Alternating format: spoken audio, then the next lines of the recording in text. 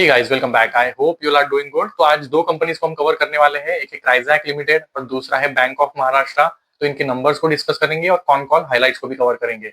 अब before going to the actual topic, wish you all first of all a very happy, healthy and prosperous Diwali. And I hope आपके जो stock ideas है that go right and you make lot of money in the upcoming Samvat. So with that let's jump right into the topic. तो आज शुरुआत करेंगे ट्राइजैक limited के साथ। इनका बिजनेस मॉडल हमने प्रीवियसली भी कवर किया है, बट अगर शॉर्ट में बताऊं तो ये एक basically B2B education platform services provide करती है, जो यूनिवर्सिटीज होती है across different geographies, be it Europe, India region या फिर जो मिडल ईस्ट है, यूएस है, नीचे से ऑस्ट्रेलिया, न्यूजीलैंड है।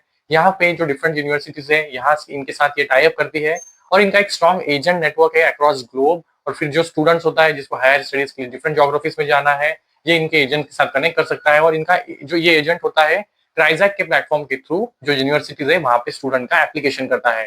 तो पूरे जो एप्लीकेशन के बाद एनरोलमेंट तक का जो पूरा प्रोसेस है उसमें ट्राइजैक जो स्टूडेंट होता है उसको हैंड होल्ड करती है और उसको डिफरेंट स्टेजेस में गाइड करती है until he gets into the university. Then उसमें एकोमोडेशन आता है या फिर अदर कुछ वीजा रिलेटेड गाइडेंस होता है, ये सब कुछ ये सर्विसेज से प्रोवाइड करती है। बट मेनली जो इनका रेवेन्यू आता है वो आता है जो यूनिवर्सिटी से इनको पर application after the enrolment in the university जो एक पर एप्लीकेशन जो फीस मिलता है, ये इनका मेजर सोर्स ऑफ रेवेन्यू है।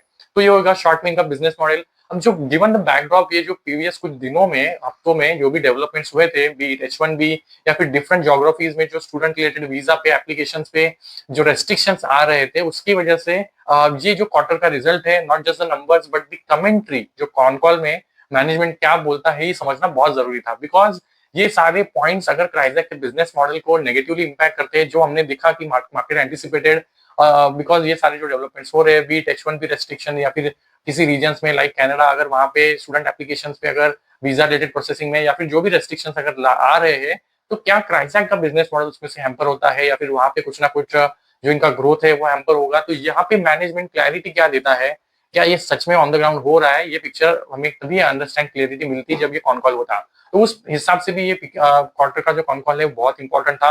एंड मोर इम्पोर्टेंटली ये क्वार्टर 2 जो है इनका, जो पूरा साल है, इसमें वीकेस्ट क्वार्टर होता है, जिसमें हार्डली पूरे साल का सिर्फ 10% रेवेन्यू आता है। तो H1 का जो रेवेन्यू कॉन्ट्रीब्यूशन है 30% का होता है, Q1 20, Q2 10 और टोटल 30% H1 से आता है और 70% H2 से आता है।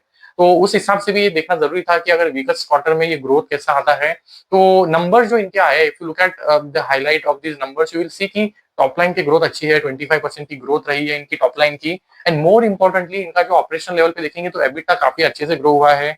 एबिटा ऑलमोस्ट 2x हो गया है 63 करोड़ का, पैट ऑलमोस्ट 2.4x हो गया है 48 करोड़ का, मार्जिन इंप्रूव हो गए हैं 39%, एबिटा 1400 बेसिस पॉइंट से इंप्रूवमेंट है, 28% पैट मार्जिन जो भी ऑलमोस्ट 1400 बेसिस पॉइंट से इंप्रूव है। तो क्वार्टरली नंबर्स अच्छे हैं। H1 के नंबर देखेंगे, पूरा जो आधा साल है वो भी अच्छे हैं, ऑलमोस्ट 20% टॉप लाइन ग्रोथ, 49% की एबिटा ग्रोथ, 50% का पैट ग्रोथ और मार्जिन भी इंप्रूवमेंट हुआ है। तो इसेंशियली इनका जो ये दो क्वार्टर से जब इनका लिस्टिंग के बाद रिजल्ट आया है, and those opportunities also to understand the management, उनका पर्सपेक्टिव क्या है, तो इन्होंने अच्छा परफॉर्म किया है गिवन जो भी बैकड्रॉप था।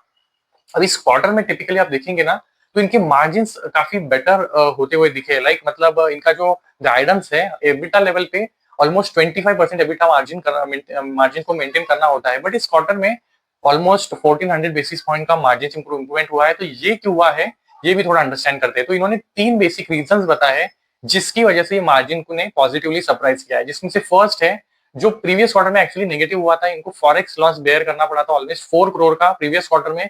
इस क्वार्टर में 4 करोड़ का प्रॉफिट हुआ है ऑन द फॉरेक्स गेन्स। तो जो भी हेजिंग करते हैं वहां पे इनको गेन्स हुआ है, जिसकी वजह से एक थोड़ा सपोर्ट मिला है मार्जिन पे। दूसरा है जो इस बार यूनिवर्सिटी मिक्स रहा है, तो बेसिकली जो भी ज्योग्राफीज में ये ऑपरेट करते हैं, अगर जो भी यूनिवर्सिटी के साथ इनका टाइप है जहाँ पे स्टूडेंट का एनरोलमेंट हो रहा है, तो हर यूनिवर्सिटी के साथ जो इनका अग्रीमेंट है वो अलग है। तो जहां से इनको हर यूनिवर्सिटी से पर स्टूडेंट जो भी फीस मिल रहा है, कमीशन मिल रहा है, वो अलग है। तो जो यूनिवर्सिटी मिक्स था इस बार का, वो भी बेटर था, जिसकी वजह से रेवेन्यू में भी सपोर्ट मिला है और मार्जिन भी रिलेटिवली बेटर रहा है। और जो तीसरा फैक्टर है वो ये रहा है कि इनको यूनिवर्सिटीज में से एक एनुअल बोनस भी मिलता है जो क्वार्टर 2 में मिलता है। तो यू विल नोटिस कि henceforth as well whenever we track it in the future, quarter 2 में एक इनको एनुअल बोनस मिलता है जो भी यूनिवर्सिटी का इनका टाई अप है, जो एक पॉजिटिवली इनके मार्जिन को सपोर्ट कर रहा है।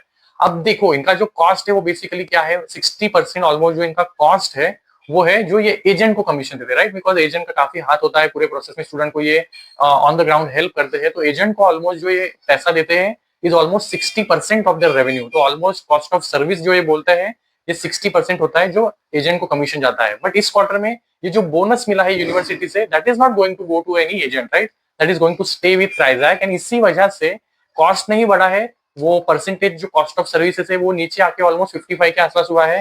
तो वहां पे भी इनका पैसा बचता है जो इनके मार्जिन में एडअप होता है। तो दैट्स वाई ये नॉर्मल मार्जिन नहीं है, ये थोड़े हायर साइड पे है, नॉर्मल रेट इनका नीचे आएगा as we track it further will know that, but 25% का गाइडेंस है और इन्होंने काफी अच्छा किया है जो H1 का परफॉर्मेंस इनका रहा है। तो किस वजह से मार्जिन बढ़े हमने वो पिक्चर अंडरस्टैंड किया। अब जो अदर कुछ अपडेट्स है जो इन्होंने अपने कॉन कॉल में शेयर किए, answering all the negative commentary, and मैंने इसके बारे में बात भी किया था। तो first of all is H1B। तो इनके मैनेजमेंट ने एक इंटरव्यू में ऑलरेडी बोला था कि जब भी ऐसा कोई रेस्ट्रिक्शन या फिर कुछ आता है एक ज्योग्राफी से, तो स्टूडेंट का जो फ्लो होता है वो डायरेक्ट हो जाता है किसी और ज्योग्राफी में। तो जैसे यूएस में अभी currently H1B related restrictions announce किए हैं, तो वहां पे अगर जॉब्स नहीं मिलेंगे, because H1B is typically for if you want to work in US, जो स्टूडेंट्स वहां पे पढ़ने जा रहे हैं वो तो F1 पे जा रहे हैं, बट अगर वो स्टूडेंट्स अपना स्टडी कंप्लीट कर लेता है और उसको अगर जॉब करना है, तो जो भी वो कंपनी के लिए काम कर रहा है वो कंपनी H1B अप्लाई करेगी। अब अगर ऐसा होता है F1 पे वो चला तो गया, बट अगर उसको जॉब अगर बाद में नहीं मिलने वाला है, तो naturally then why would the student will go there, right. तो ये अनसर्टेनिटी बनती है स्टूडेंट के लिए। तो यूएस मार्केट अगर ऐसा परफॉर्म करता है, तो इनका कहना है कि नेचुरली देन जो स्टूडेंट का अटेंशन है अदर ज्योग्राफीज में डाइवर्ट हो जाता है। तो it's not actually negative for them at the moment, because US का जो करंटली इनके रेवेन्यू में कॉन्ट्रीब्यूशन है दैट इज हार्डली 1%। अब इनकी अब ये जो अपडेट आया है कि करंटली नेगेटिव इम्पैक्ट इसका नहीं है बिकॉज कंट्रीब्यूशन काफी छोटा है, but on the other hand इनके मैनेजमेंट ने प्रीवियस कॉन कॉल में बोला था कि US is going to be our future growth market. Currently इनकी रेवेन्यू का जो कंट्रीब्यूशन है उसमें 90% से ज्यादा का जो कंट्रीब्यूशन है यूके से आता है, और अगर ये यूएस में डाइवर्सिफाई करना चाहते हैं तो it was very big market. Student का इनफ्लो जो होता है यूएस में काफी ज्यादा होता है, यूएस इंडिया तो वहां पे काफी बड़ा सोर्स मार्केट भी है। तो यूएस में ये पेनिट्रेट करना चाहते थे, बट बिकॉज जो डेवलपमेंट अभी हुआ है it is going to take time, because आप टाई अप भी किसी यूनिवर्सिटी के साथ करते हो तो वो फ्लो आने में और ग्रोथ आने में, नंबर्स में रिफ्लेक्ट होने में कुछ टाइम लगता है, और ये डेवलपमेंट तो अभी तो नेगेटिव है। तो इसकी वजह से होने क्या वाला है, ये जो diversification specifically in the US market is going to take a time, तो ये नेगेटिव है। बट इनका कहना है कि students are diverting focus into other geographies, and इसका फायदा इनको इस तरह से मिलेगा क्योंकि अब स्टूडेंट यूएस में नहीं जा रहे, तो their second choice is always UK, London या फिर यूरोप रीजन की जो यूनिवर्सिटीज होती है वहां पे होती है, जहां पे करंटली क्राइजैक का स्ट्रॉन्ग होल्ड है, राइट। मतलब यहाँ पे ऑलमोस्ट सारे बड़ी यूनिवर्सिटीज का इनका टाई अप है, तो अगर स्टूडेंट का अटेंशन यहाँ पे फोकस शिफ्ट होता है तो Crizac stands to benefit in that regard. तो ये इन्होंने क्लैरिटी दिया है which they also talked about in an interview. इसके साथ साथ ही इन्होंने कुछ और पॉइंट्स पे भी क्लैरिटी दिया, जैसे I talked about some of the news items जहाँ पे कनाडा हो या फिर यूके हो, it is slowly increasing the restrictions for the students. तो इसने इसके रिलेटेड भी इन्होंने क्लैरिटी दिया। अब क्राइजैक के मैनेजमेंट का कहना है कि ये सारे जो रेस्ट्रिक्शंस करंटली आ रहे हैं, be it Canada region, UK या फिर अदर यूरोपियन रीजन, ये उनके लिए आ रहे हैं, they for those student they actually pretend to come in those regions for study, but actually उनका जो कई बार ऐसा होता है कि they come on a incorrect admission, admission होता नहीं है, फेक एडमिशन सर्टिफिकेट पे आते हैं, and they actually start working part time या फिर full time, and they are not really coming for higher studies. तो ये सारे जो कैंडिडेट्स है they are which are not really coming for studies और they are coming from for work part time full time, इनकी ये सारा जो मतलब इरेगुलर या फिर अनवांटेड जो फ्लो ऑफ स्टूडेंट्स है उसको रेस्ट्रिक्ट करने के लिए ये सारे रेस्ट्रिक्शंस आ रहे हैं, and this is not for a genuine student.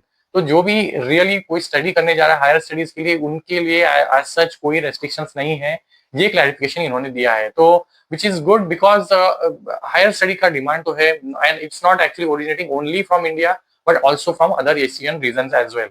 अब इस क्वार्टर के नंबर्स में एक और जो अच्छी बात ये थी कि नंबर ऑफ एप्लीकेशंस का जो ट्रेंड है दैट स्टिल स्टेड स्ट्रॉन्ग। तो Q1 का जो नंबर था ऑलमोस्ट 110,000, मतलब 1,10,000 का नंबर ऑफ एप्लीकेशंस थे। इस क्वार्टर का जो एप्लीकेशन का नंबर आया वो भी ऑलमोस्ट 1 लाख के आसपास है। और ये इस नंबर में एक और जो अच्छी बात ये थी कि इंडिया का जो कॉन्सेंट्रेशन था बीइंग द सोर्स मार्केट वो थोड़ा कम हुआ है। तो प्रीवियस क्वार्टर में 52% का था, अभी इस क्वार्टर में ऑलमोस्ट 45-46% का आया है।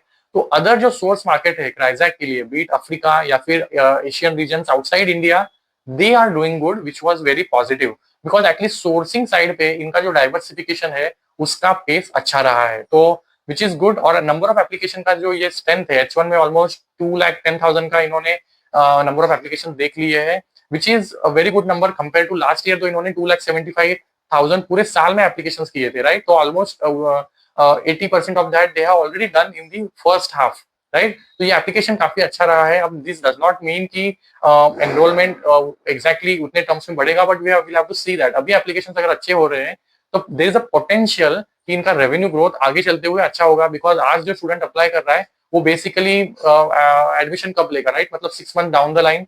तो जब एनरोलमेंट होगा तब क्राइजैक को उस यूनिवर्सिटी से पैसा मिलता है, तो which is good. Application wise जो ग्रोथ है वो अच्छा रहा है। इसके अलावा इन्होंने नए एजेंट्स को भी इन्होंने नंबर शेयर किया, काफी एजेंट्स को भी ऑनबोर्ड किया है। इनका जो एक्टिव एजेंट बेस है अभी 4600 पे पहुंचा है, तो they are also expanding their agent network constantly, because यही जो फनेल होते हैं, एजेंट्स होते हैं, यही इनके प्लेटफॉर्म पे नए स्टूडेंट्स को लेके आते हैं, तो विच इज गुड। अब इसके अलावा से इन्होंने अब इतना रेवेन्यू ग्रोथ कर लिया है, ऑलमोस्ट 28% का। EBITDA and PAT growth is even way higher, but इन्होंने अब तक अपने Q2 के कॉन कॉल में रिजल्ट्स के बाद अपने नंबर्स को अपवर्ड रिवाइज नहीं किया है। They said we want to go conservative and we are trying to definitely beat those numbers जो इनका रेवेन्यू गाइडेंस है 25 to 30% करना।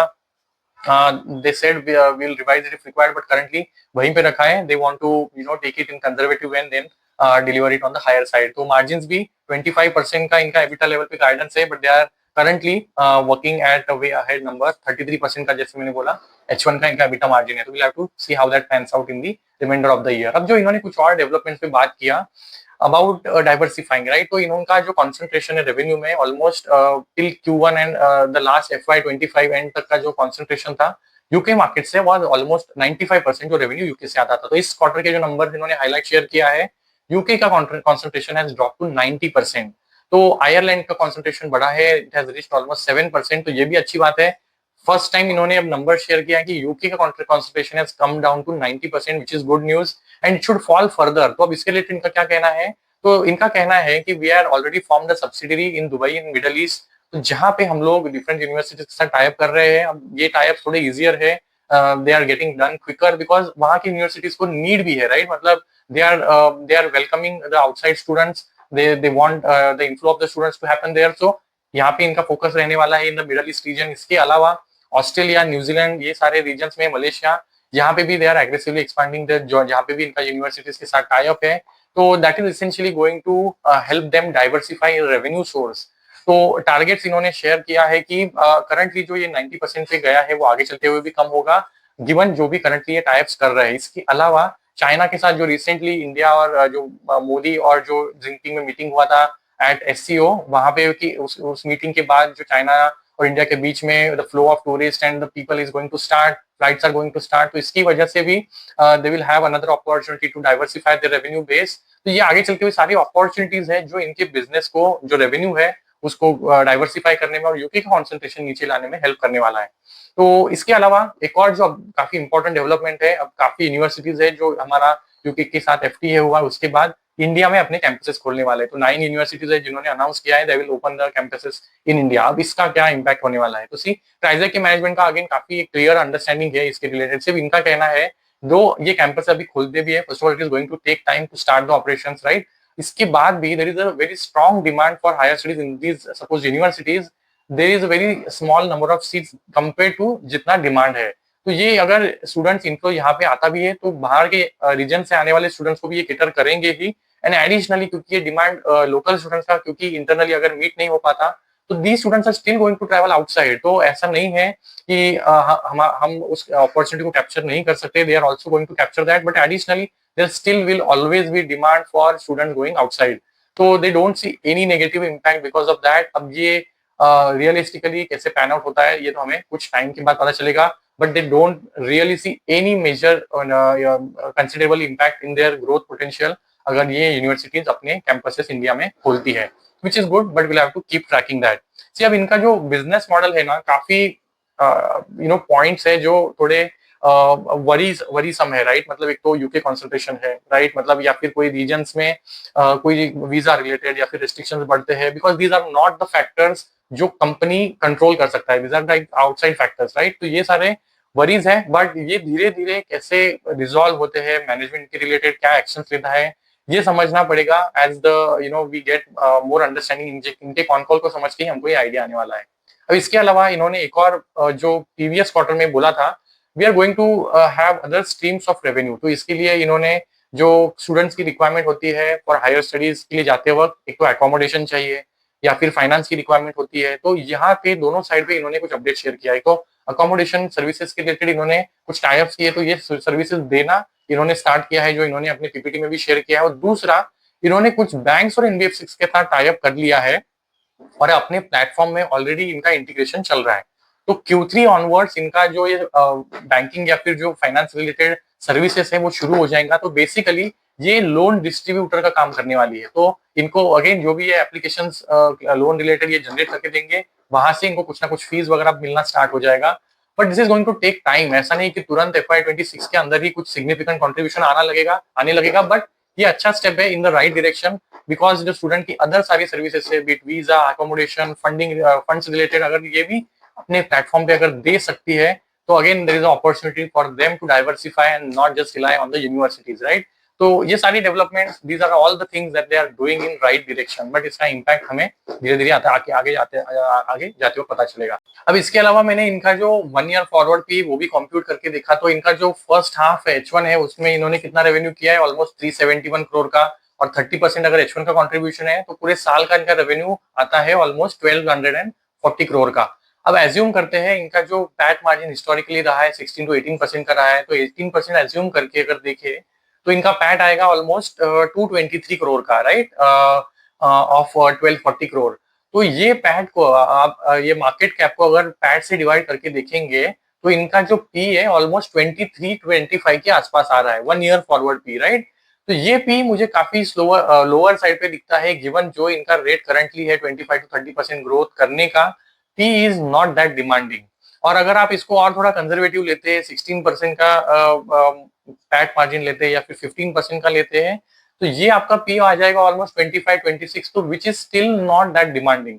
तो ये जो पी करंटली ट्रेड कर रहा है और जो ग्रोथ पोटेंशियल इसमें है, is not at all demanding. और ये डेफिनेटली अगर ये बेटर करता है, अगर अपने जो भी प्रॉमिस किया है रेवेन्यू साइड पे, पैट साइड पे, अगर उसको ओवर अचीव करता है, तो there is a great potential, ये स्टॉक रीरेट हो सकता है। यहाँ से भी पोटेंशियल है, तो will have to track that. I keep you posted.